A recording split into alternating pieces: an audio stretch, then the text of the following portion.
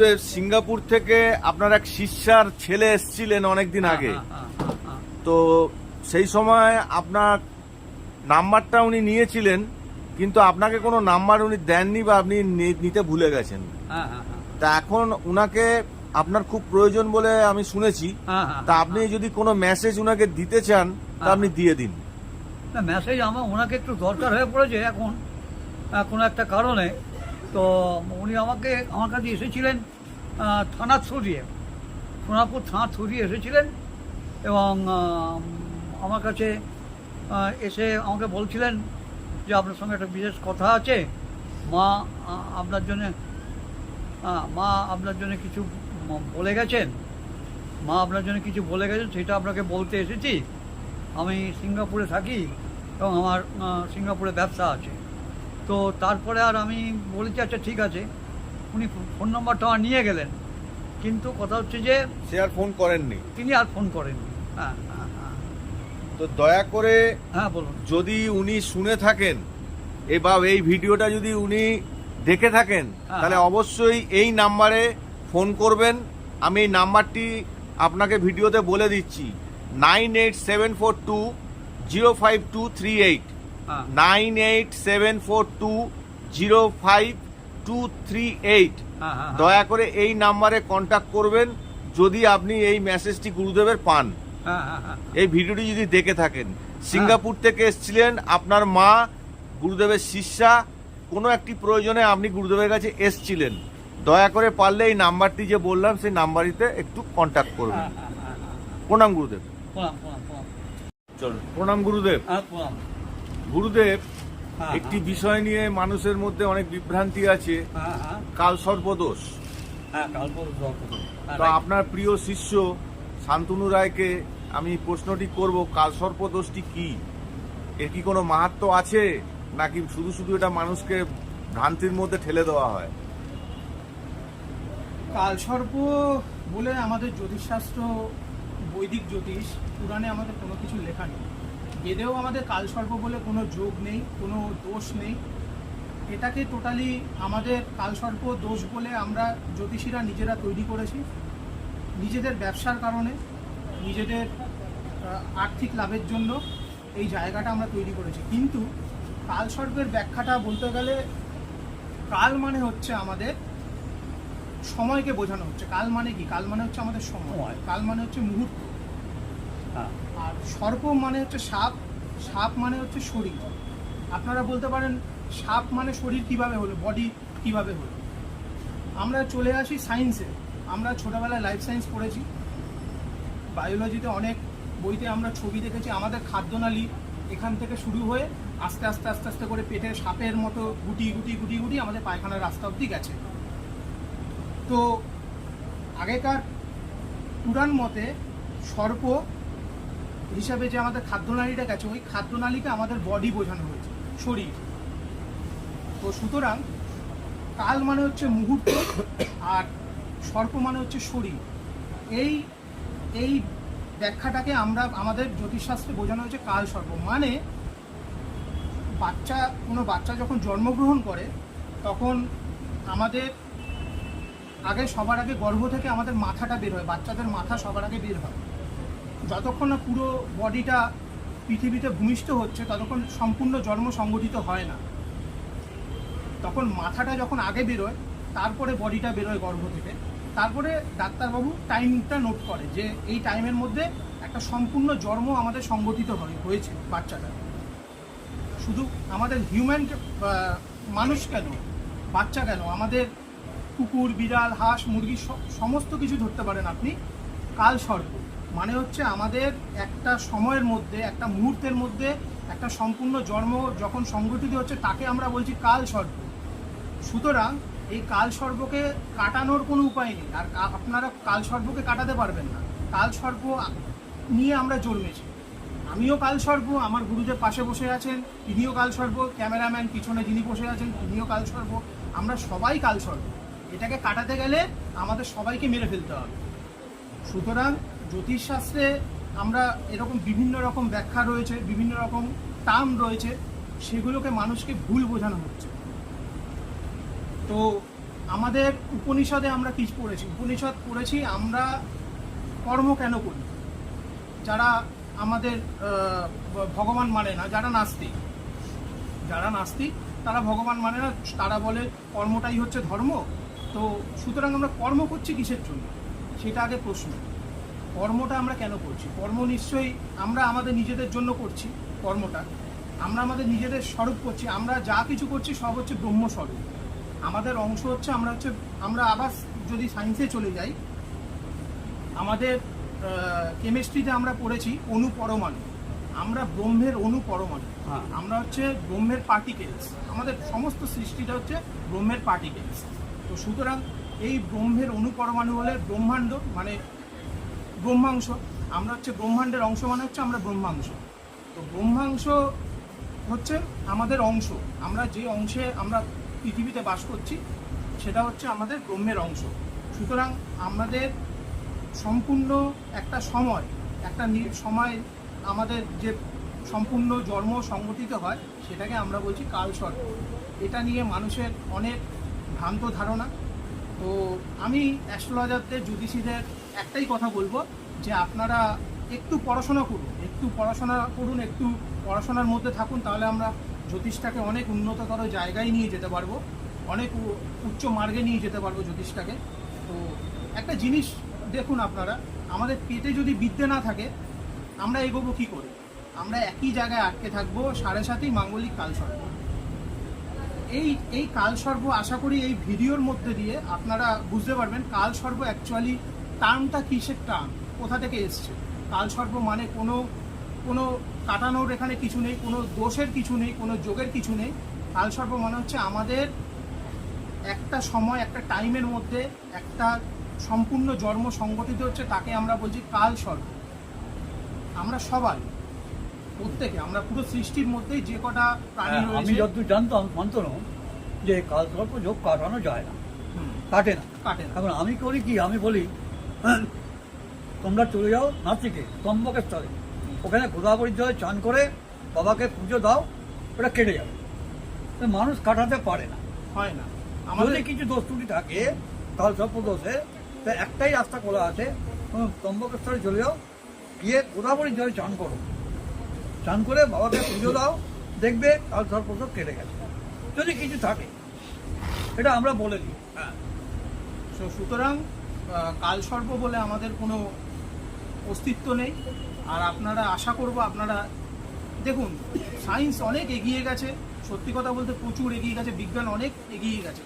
আপনারা এই সমস্ত কুসংস্কার, অন্ধকার থেকে আশা করব বেরিয়ে আসতে পারবেন এই ভিডিওর মাধ্যমে। এই কুসংস্কারগুলো মেনে আপনি কোনো জায়গায় গিয়ে কালসর্প এই সমস্ত জিনিস করতে যাবেন না। কালসর্প আমরা প্রত্যেকের শরীর নিয়ে জন্মেছি, আমরা কালের মধ্যে জন্মেছি, আমরা কালের আন্ডারে রয়েছি। সর্প মানে হচ্ছে আমাদের বডি, সম্পূর্ণ শরীরটা কালের আন্ডারে রয়েছে। আমাদের জীবন থেকে আমাদের মৃত্যু অবধি যতদূর আমরা যতটা বয়স অবধি আমরা জন্মগ্রহণ করেছি, যতটা বয়স অবধি আমরা বেঁচে আছি, সম্পূর্ণটাই কালের আন্ডারে। আপনারা রোমানে একটা সাইন দেখবেন, একটা সাপের মাথাটা এরকম হা করে আছে, সাপের বডিটা গুটিয়ে গিয়ে আবার লেজটা সেই সাপের মুখেই ঢুকছে। তার মানে আমাদের জন্মেছি যখন, আমাদের মৃত্যু আছে। সুতরাং আমরা আমাদের নিজেদের বডিটাকেই নিজেরা খাচ্ছি। এই বিষয়টা আপনারা মনে রাখবেন। আর কালসর্প বলে অ্যাকচুয়ালি কোনো অস্তিত্ব নেই, জ্যোতিষশাস্ত্রে কালসর্পের কোনো উল্লেখ নেই। এটা আমরা টোটালি জ্যোতিষীরা বানিয়েছে ব্যবসা করার জন্য আর লোক ঠকানোর জন্য। ঠিক আছে ভাই, শুনলাম, ভালো লাগলো। জ্যোতিষশাস্ত্র আমরা চর্চা করছি এবং পড়াশোনা করছি। তোমাকেও পেয়েছি সঙ্গে। আমরা চাইব কালসর্পযোগ থেকে আরম্ভ করে আর মানুষের জন্ম থেকে আরম্ভ করে সব কিছু আস্তে আস্তে আমরা ডিসকাস করবো, ঠিক আছে? আর এগুলো যেগুলো তোমরা বলছো, এটা তুমি বলেই দিলে। এরপরে আসছে মাঙ্গলিক, এরপরে আসছে, আমরা কোনোটাই কিন্তু কাটাতে পারি না, আমরা বলে মাঙ্গলিক কাটাও, গঙ্গায় গিয়ে আমরা মাঙ্গলিকটা কাটাতে বলি। আর শনি 7.5 সেটা বলি, নারায়ণের মাথায় তুলসী দাও, নারায়ণকে পুজো করো। যা কিছু করে 7.5, যা কিছু করে শনিদেব নারায়ণকে সাক্ষী রেখে করে, তো নারায়ণকে পুজো পাঠ করাও, করো, তুলসী দাও, আমার মনে হয় অনেক ভালো হয়ে যাবে। হ্যাঁ হ্যাঁ হ্যাঁ হ্যাঁ হ্যাঁ আমি শান্তনুকে একটি প্রশ্ন করব। হ্যাঁ। একটু বিন্দু থেকে সার্কেলে ঘুরলে 360 ডিগ্রি অ্যাঙ্গেল হয়, তার অর্ধেক করলে 180 ডিগ্রি হয়। জ্যোতিষশাস্ত্রে বলে নাকি যে 180 ডিগ্রির ওয়ান সাইডে যদি সমস্ত প্ল্যানেট থাকে, আর একটা সাইডে যদি কোনো প্ল্যানেট না থাকে, তাহলেই নাকি কালসর্পদোষ বলা হয়। এর ব্যাখ্যাটা কি? জ্যোতিষশাস্ত্রে রাহু কেতু 3টে অ্যাক্সিস আছে। রাহুর প্রথম যেখানে থাকে, কেতু তার অপোজিটে থাকে। ডান পাশ যদি কোনো গ্রহ না থাকে, বা পাশে যদি সমস্ত গ্রহ থাকে, আমরা ছোটবেলায় একটা গল্প পড়েছি, মনে আছে, যে একটা লাঠি দিলে হাতে সঙ্গে সঙ্গে চট করে আপনি ভেঙে দিতে পারবেন। যদি আপনাকে একসঙ্গে অনেকগুলো লাঠি দিয়ে দেয়, আপনি সেই লাঠিকে হট করে ভাঙতে পারবেন না। সুতরাং আপনারা অনেক কিছু ভ্রান্ত ধারণার মধ্যে আছে, ভুল ধারণার মধ্যে আছে। চন্দ্র থেকে 6টা ঘরের মধ্যে যদি সমস্ত গ্রহ থাকে, তাহলে সেই জন্মছক খুব দারুণ জন্মছক। ওই জন্মছক মানে এতটাই স্ট্রং, এতটাই পাওয়ারফুল, আপনারা চিন্তা করতে পারবেন না। চন্দ্র থেকে আগামী 6টা ঘরের মধ্যে যদি কোনো প্ল্যানেট থাকে, রাহু কেতুর ডান অ্যাক্সিসের মধ্যে দিয়েও থাকতে পারে, বাম অ্যাক্সিসের মধ্যে দিয়েও থাকতে পারে। যদি 6টা ঘরের মধ্যে সমস্ত গ্রহ একসাথে থাকে, তাহলে খুব ওটা সাধারণ জন্মছক নয়, খুব পাওয়ারফুল জন্মছক এবং খুব ট্যালেন্টেড জন্মছক। তো মানুষের এই সমস্ত, আমরা জ্যোতিষীরা নিজেরা এগুলো ঠিক করেছি মানুষকে ভুল বোঝানোর জন্য, মানুষকে লোক ঠকানোর জন্য। না হলে আমাদের ব্যবসা হবে না, না হলে চলবে না, না হলে দেখুন, আপনাদের একটা কথা বলি, জ্যোতিষটাকে ভালোভাবে জানতে গেলে, ভালোভাবে শিখতে গেলে আমাদের পড়াশোনা করতে হবে, আমাদের পুরাণকে ঘাটাঘাটি করতে হবে, আমাদের বেদ পড়তে হবে, চতুর্বেদকে জানতে হবে, আমাদের চতুর্বেদের মধ্যে অথর্ববেদকে খুব সুন্দর করে জানতে হবে, গীতাকে পড়তে হবে, রামায়ণ মহাভারত নখদর্পণে থাকতে হবে, ঠোঁটের আগায়, ঠিক আছে? সব কিছুই একজনের সাথে রিলেটেড, কানেক্টেড। তো জায়গাটাকে আপনারা পড়াশোনা করুন, আপনারা বুঝুন, এইভাবে মানুষকে বোকা বানাবেন না, এইভাবে লোক ঠকাবেন না।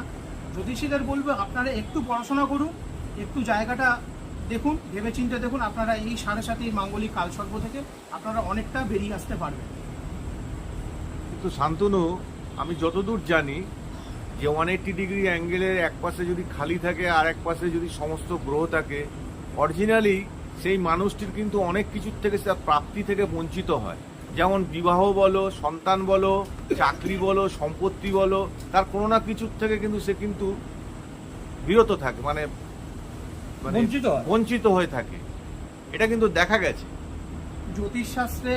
জন্মছকের মধ্যে যদি আমরা জন্মছককে হিসেব করি, তাহলে আগে আমাদের দেখতে হবে পঞ্চাঙ্গকে, তারপরে পঞ্চাঙ্গ আমাদের কমপ্লিট হলে তারপরে আমাদের তিথিকে দেখতে হবে, তিথিকে দেখতে হবে, তিথি কমপ্লিট হলে তারপর আমাদের করণকে দেখতে হবে, তিথি আর করণের এনার্জি ম্যাচ করছে নাকি তাকে দেখতে হবে। এই সমস্ত জিনিস কমপ্লিট হলে তারপরে আমরা চলে যাব আস্তে আস্তে সান্নাড়ি চক্রে। সান্নাড়ি চক্রে আমাদের 6টা তারা রয়েছে, 6টা নক্ষত্র রয়েছে, সেই নক্ষত্রকে দেখতে হবে। তারপরে আমরা চলে যাব নবতারা চক্রে। নবতারা চক্রে 9টা তারাকে আমাদের ক্যালকুলেট করতে হবে। তারপরে আমাদের চলে যেতে হবে লগ্ন চার্টে। লগ্ন চার্ট অনেক পরে, আমরা লগ্ন চার্ট করি, ভাব চার্ট করি, ভাবকুণ্ডলী করি, নবাংশ করি, সমস্ত ক্যালকুলেট করি, কিন্তু এই লগ্ন চার্ট, ভাব চার্ট, নবাংশ চার্ট অনেক পরে। আগে আমাদের পঞ্চাঙ্গকে দেখতে হবে, পঞ্চাঙ্গর পরে আমাদের আস্তে আস্তে তিথি, করণ, তারপরে আমাদের যোগকে দেখতে হবে, তারপরে আমাদের আস্তে আস্তে সান্নাড়ি চক্রকে দেখতে হবে, তারপর আমাদের নবতারা চক্রকে দেখতে হবে, তারপরে আমরা বার চার্টে চলে যাব, লগ্ন চার্টে। এইভাবে আমরা আস্তে আস্তে করে আসি, একবারে সমস্ত কিছু বোঝালে পরে মানুষ বুঝতে পারবে না। তো আশা করব আপনারা এই অন্ধকার কুসংস্কার মুক্ত জায়গা থেকে অনেকটা বেরিয়ে আসতে পারবেন। আজকের কালসর্প নিয়ে, কালসর্প কি কোনো জায়গায় লিখিত আছে? কোনো জায়গায় লিখিত নেই। আর কালসর্প ব্যাপারটা, বিষয়টা আপনাদের বোঝাতে পেরেছি। আর আমাদের জ্যোতিষশাস্ত্রে কোথাও কালসর্প নেই। কালসর্প একটা হচ্ছে কালের আন্ডারে আমরা জন্মেছি, সেই বডিটাকে বলা হচ্ছে সর্প। আপনাদের সর্প কেন বলা হয়েছে বডিটাকে আপনাদের বুঝিয়ে দিলাম ভিডিওর মাধ্যমে।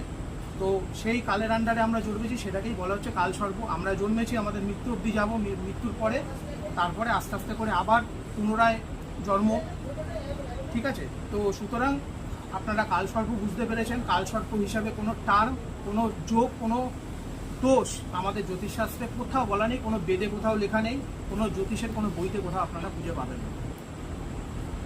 তো দর্শক বন্ধুদের জানাই আজকে কালসর্প সম্বন্ধে যে আমাদের গুরুদেবের প্রিয় শিষ্য শান্তনু রায় যে ব্যক্ত করলেন, আপনারা নিশ্চয়ই জিনিসটা শুনে বুঝে মনোনিবেশ করবেন।